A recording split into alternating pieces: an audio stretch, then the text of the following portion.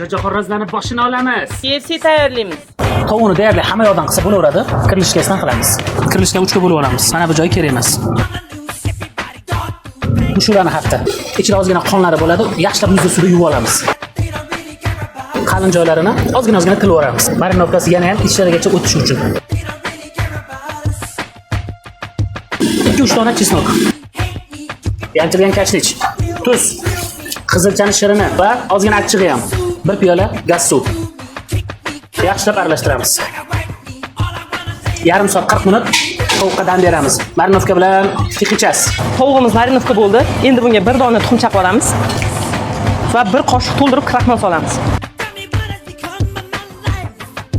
Mabodo uyimizda kraxmal bo'lmasa-chi? Uni ham yo'li bor. Un solasiz. Mana shunaqa klar sumon bo'lish kerak. Endi buni unga belab olamiz. Mana tovuqlarimizning ustini kumur-kumur qilib KFC bop qilib oldik. Endi buni yog'ga tashlaymiz.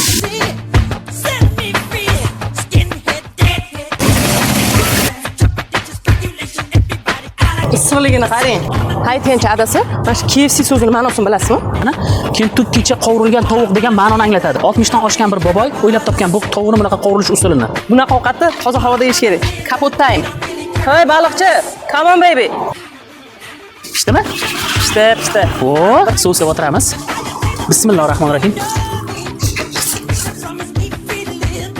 Ajoyib chiqdi, haqiqiy KFC. Mana qara, ideya kelib qoldi. Keyin er-xotin KFC xona ochamiz. Barimcha bunaqa KFC pishirsak, mijozlarimiz yana qayta kelaveradi.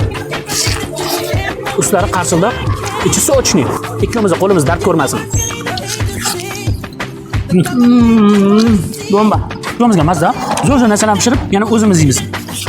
Ye? Sizlar ham sotamizlar. Bo'ldi, kamerani o'chirib mazza qilib ovqat yeylik.